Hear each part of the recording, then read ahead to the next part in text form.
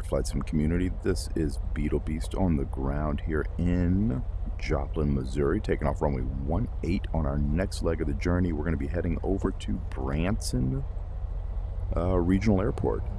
Bravo, Bravo, Golf, as opposed to the Springfield Branson National Airport. We're once again back in the Beechcraft Bonanza by Carenado, and we're going to go ahead and take this airplane on over about 70 miles.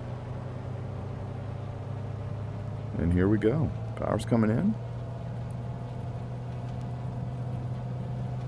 Airspeed is alive.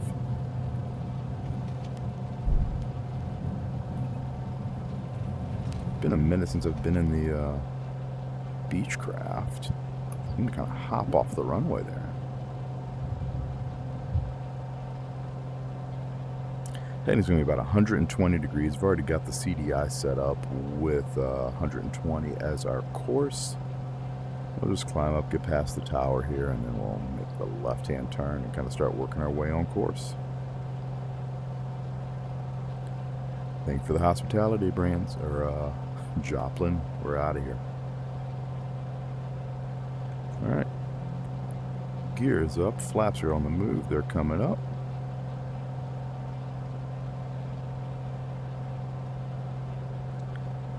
I think the seating might be just a hair off. Oh, that's a little bit too far. That's about good.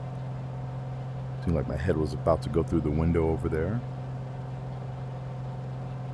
So this time around, unlike the last flight that I had done, actually I guess it was 2 flights ago, where I had the auto FPS engaged, I haven't played with it too much to figure it out.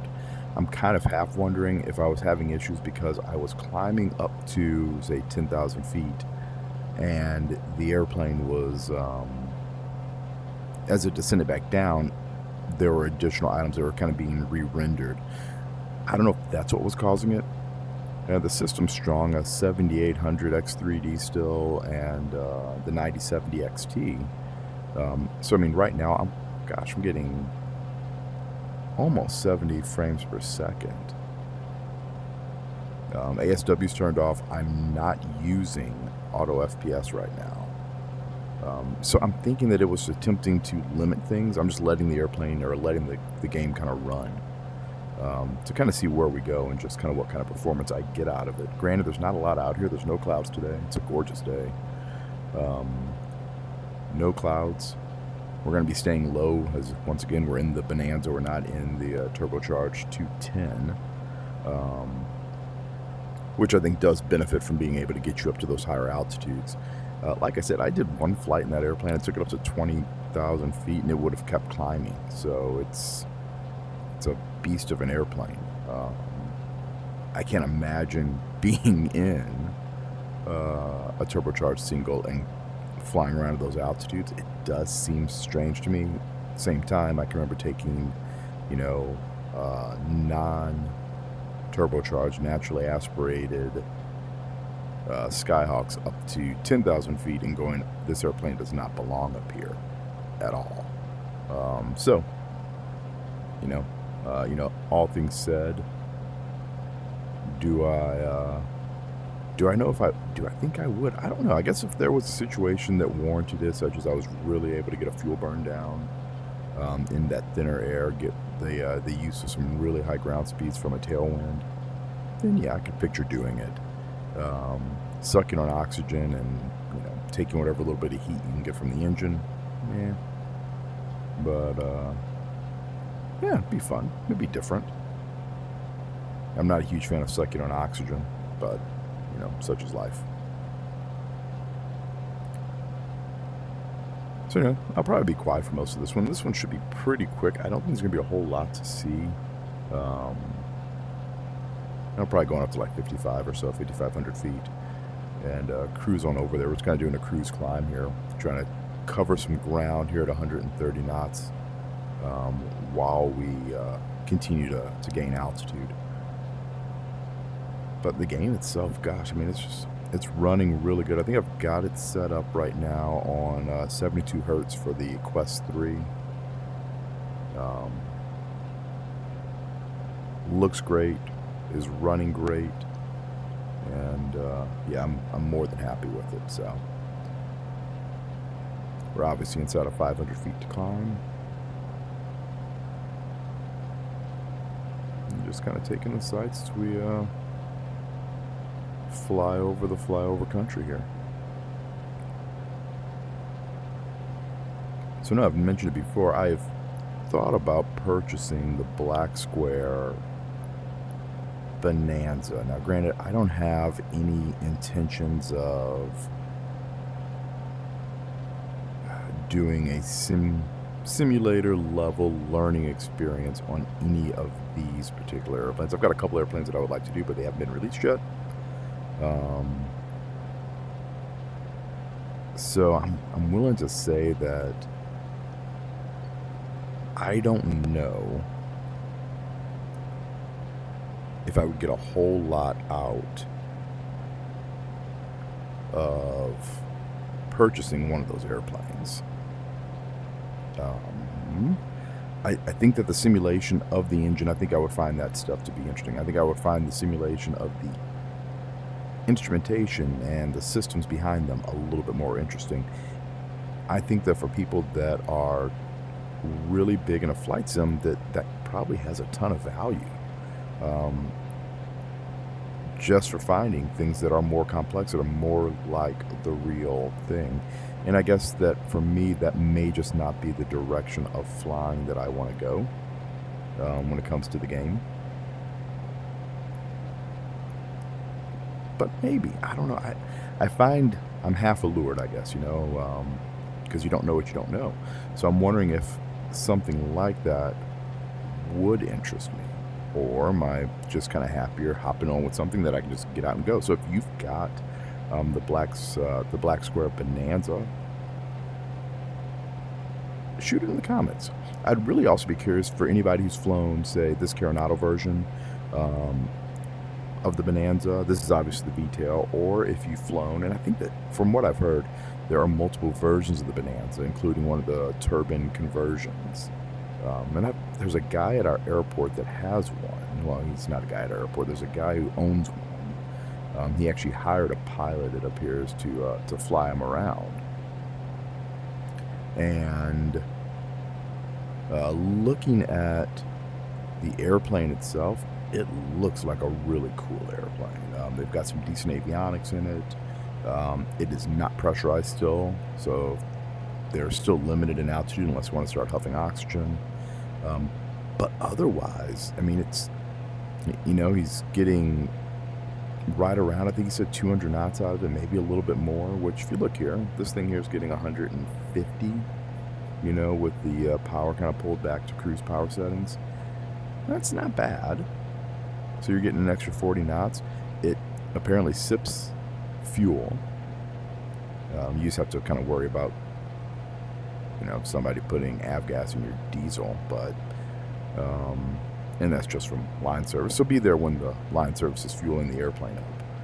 But, yeah, all in all, I think that they're a really neat high-performance airplane, taking a high-performance airplane to be higher performance, right? And the purpose of all of those is just to get going places and to get going places faster, because that is kind of the point of aviation in general. If you're using it for travel, it's not just for the sake of being up in the sky, which does have its own cool freedoms in and of itself. It's but a large piece of it is past the freedom. It's the ability to get to your destination a little bit quicker. So, what do I personally think of it? I think it's cool. I think that you get multiple. I think the fact that you get multiple versions of the same airplane could be enough to kind of entice me just to play around with the different variations and the different models within that same category. Could be kind of fun. And I'm just going to say I feel absolutely in love with the way the game is running right now. Just top notch.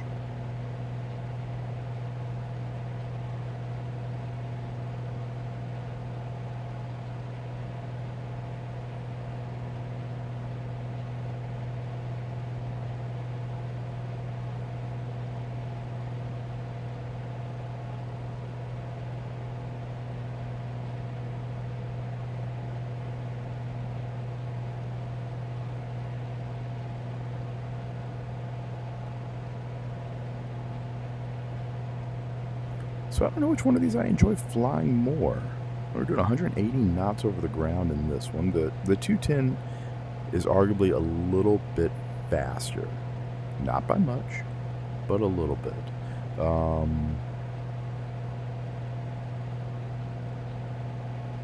I'd say the Bonanza right now feels a little less stable than the 210. I've flown the 210 quite a bit more recently than the Bonanza. I like the systems a little bit more in the 210. The fact that it does have the radar, despite the fact that I don't like the way the radar works in the airplane. But I don't know. I'm so torn on it, I guess. You know, this is a great airplane, and it's been one of the ones that's been a favorite to fly. And in so many ways, I think I like the Cessna, and I think I don't want to. But it's just, this is a gorgeous airplane, and I don't know, I guess it's a Carenado thing. Thank you guys over at Carenado for making such enjoyable airplanes in the sim. Like I said, I noticed this one here seems to be a little bit more roll sensitive right now. It's rolling to the left. It's a little less stable. I've tried trimming everything out. I know I've got a little bit more fuel on that side, so it should roll in that direction. So maybe that's just what I'm fighting. We'll swap the fuel tanks here in a little bit, but it's like I don't see a roll trim on the airplane, so I don't think, oh no, there's some right there for wing down, yeah. So we'll just try to see if we can find a happy spot so that the thing can kind of fly a little bit more straight. But I will say it feels like it's a little bit less stable hand flying than the 210. You know, with that said, I haven't messed around with any of the automation in this airplane in a while either. Let's see if everything's working. All right, auto's on. It should just be in a pitch mode though right now. We'll do altitude hold. Since I'm already at 5,500 feet, that works. The actual altitude hold over here shows up at 5,500, which that was broken for a long time. So we'll try this out. We'll see if we can kind of keep going. We'll engage the nav mode, let it couple up to that CDI, and it'll get us back on course. I mean, as of right now, it seems as if everything's working really well. We'll try a few different attitude and altitude changes here as we start our descent in towards the airport. And I'm going to do that with the autopilot on, just for the sake of seeing if everything's working. Because at one point in time, I know the altitude selector specifically wasn't. So hopefully they were able to get that part figured out. If you guys heard that, that is a cat that just jumped on my lap. Hello, kitty. Good morning.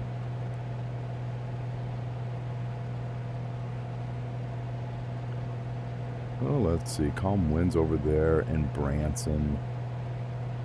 This is a really cool airport. I'm doubting that it has been portrayed or captured as a bespoke airport. I don't think it has. I'll be curious if anyone else has gone through there. They've got a really cool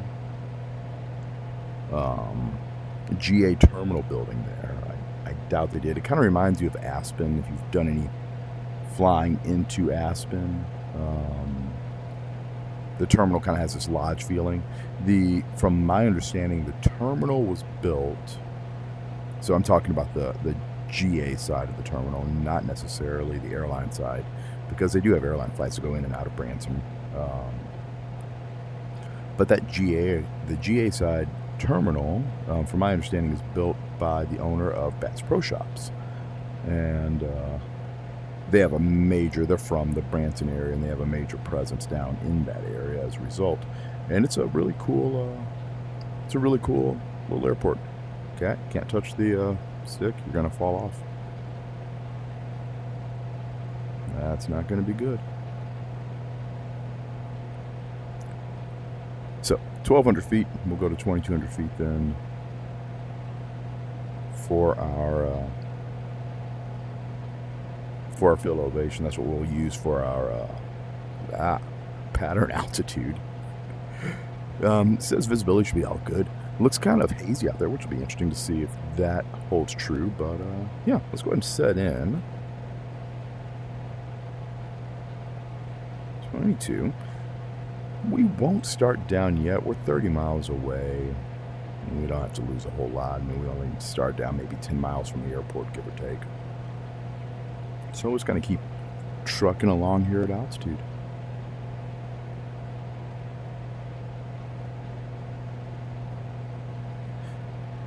So as I've said in a previous video, I did a lot of my flight training here in Missouri, at a little college that's off in that direction a little bit. And we used to kind of laugh. Most of Missouri, when you fly over it, I don't think we need to listen to Charlie right now. Most of Missouri, when you fly over it, is, I don't want to say boring, but it is. It's farmland, you know, and there's not a whole lot of, if I can get that thing out of the way, there's not a whole lot to see. And we just kind of laugh. Nothing really gets particularly interesting until you get south of Springfield area. And then suddenly the lake starts showing up.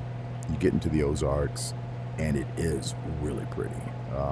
But that's where we had to go in order to find really any terrain, and that's being represented down here really well.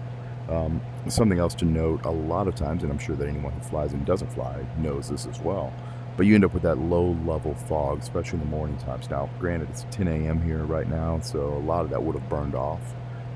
But I do like seeing that variation. I mean, you can look back behind us, going from that clear blue unobstructed air to seeing that low-level fog kind of hugging through the valleys there. You can see the ridges of the mountains kind of popping up over top of it. And then the lake, of course, all sitting down lower in those valleys as well. So that's really cool looking, and you see that quite a bit, especially morning flights flying along river valleys. You'll see the river valleys being completely blanketed. I mean, in a dense fog. Essentially just low-level clouds, obscuring visibility below, which is really neat looking, and can be something that you have to think about too, especially if you're flying into an airport that's sitting down in a river valley, to ensure that when you get there, you may or may not be able to get in if the approach will even get you low enough, because you get into that fog bank, you may not see anything. So you can have clear visibility and 10 miles of viz up high. And then the second you get down into the fog bank, you're down to a quarter of a mile viz. And the ILS will get you down if you're that low, but some of the RNAVs that are out there, especially some of those smaller airports, you may not be getting in. This particular airport is actually set up on a ridge, a bit of a bluff is what I would say. I've flown in here a few times with the jets over the years, and it's a neat little airport, like I said. So, but yeah, you're starting to get down into the prettier parts of Missouri here.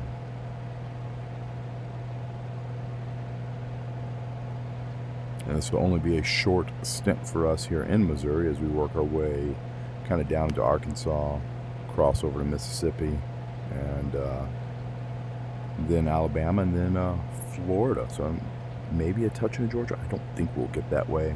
And Florida, I'll probably hop across the peninsula before we start working our way down to the Keys. That's my guess. But it's all on my flight plan, which is long and laid out, but it'll work.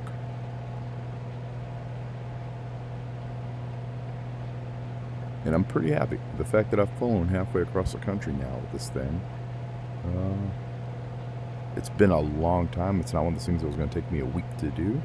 I definitely didn't stretch the legs of the airplane, or myself, that far. So, but I'm happy with where we're at and how it's going.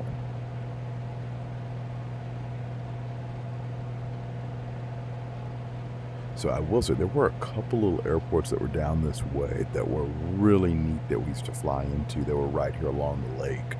A couple little private strips that were down here as well that were just gorgeous. I mean, you'd zip off the edge of it and be right over top of the water at treetop level as you climbed out.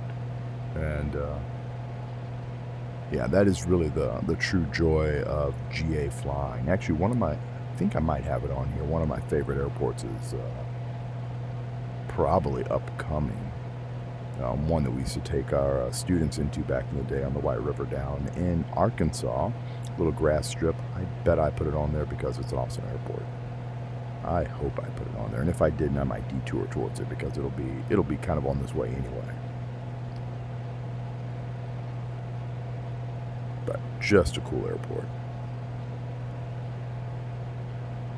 Fox Whiskey Bravo. I don't remember that one. Let's bring that up.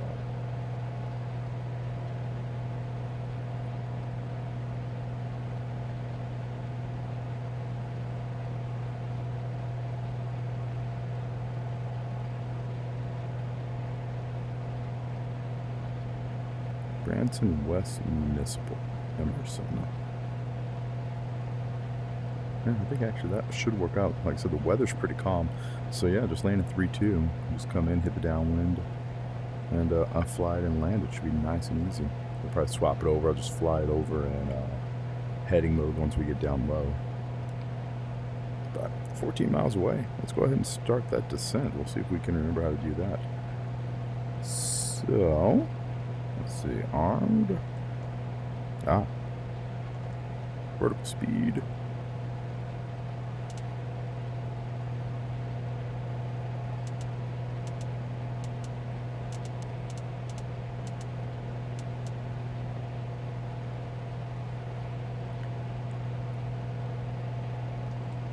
It didn't seem like it was enjoying me.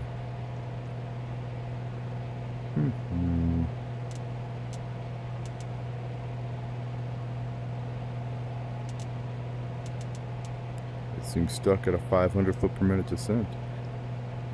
I can say that I like the fact that it's got a nice 500 foot per minute descent, but I would like to adjust it. And it doesn't seem to want to let me do that. And that's just going to change altitude. Let's see. Kind of like a...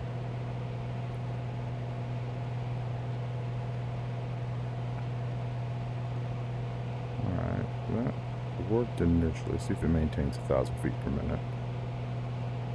Seems like it is.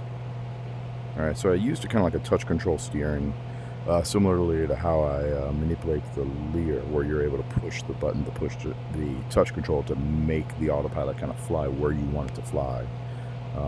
This one obviously doesn't have a flight director, so I'm not moving that. But yeah, I mean, all you've got over here are, there's an altitude hold, of course, and then the engagement button. So everything else is just a lateral navigation mode. Doesn't make a whole lot of sense as to why the other one here wouldn't work. I don't know. You can see the airport though, 12 o'clock coming up here, so we're making our way towards it. We'll go ahead and swap ourselves over to the heading mode. And we can bring our bug around.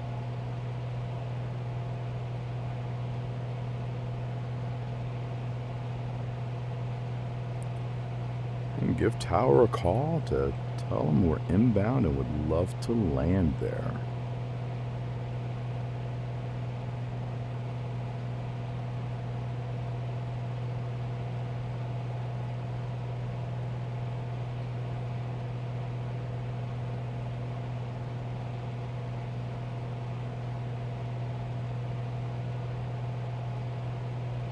Go ahead and spin my heading knob around just so that we have a representation of where, spin the course around, sorry. So we have a representation of where the runway's at for the orientation. Just kind of helps you keep yourself oriented as to exactly where you're at, where you're going, and what you need to do and what you need to change. Looking pretty good. I'll start pulling this power back a little bit.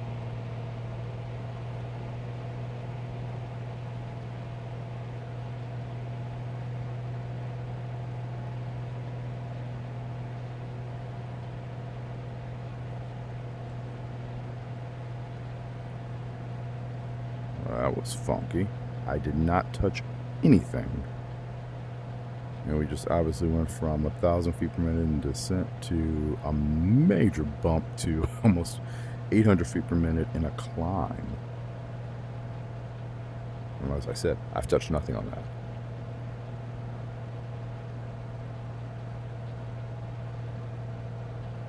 Alright, rolling up on our pattern altitude, like I said, should be about 2,200 feet or so. I'm getting in a little close. We'll go a little bit further to the right here, just to widen ourselves out a bit.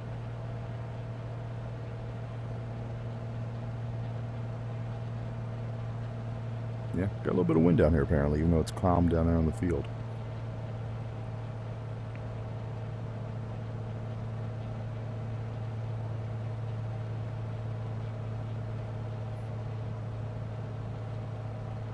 Alright, auto's off.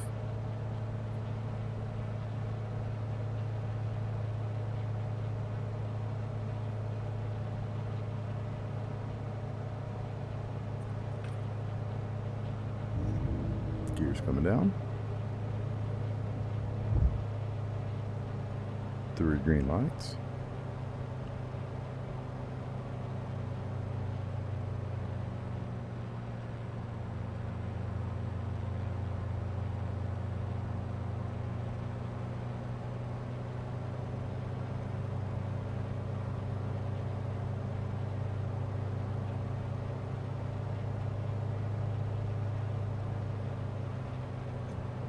Give a notch flaps.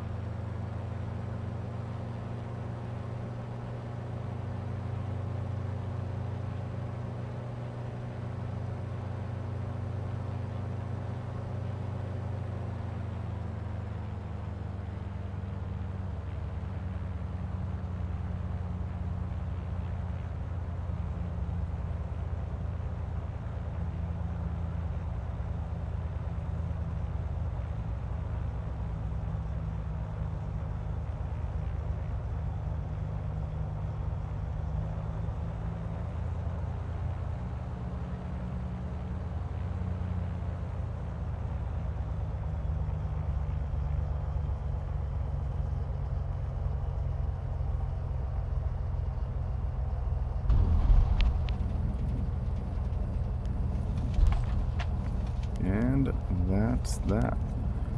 Like I said, I'm looking over here to the right. There's a little tower. That tower looks proper for this area. The rocks over there on the side do not, but the tower looks right. But yeah, the terminal building, clearly not correct. The hangars are still laughably large for no good reason, which means that the little terminal here, the GA terminal, which should be just to the right of that hangar, doesn't exist in the game. Just a airport that clearly has not been captured in here. This would be a really cool one, and probably a pretty simple one for someone to build. Maybe I need to get into Blender and start making some modifications, because this would be a cool little airport to throw in at some point. But yeah, here we are. I'm off the line. Don't worry about that too much. That's what I get for staring too much at the scenery. Yeah, so here we are, Branson. We'll be leaving out of here to continue on our journey on the next one. So thank you all for watching. Hopefully it wasn't too boring and I didn't just ramble too long for any of you, but we will see you leaving Branson for our next leg of the journey as we move further to the south and east. Anyway, like I said, thanks for watching. Happy simming, and take care. Throw any questions or comments into the comment section, and we'll see you next time.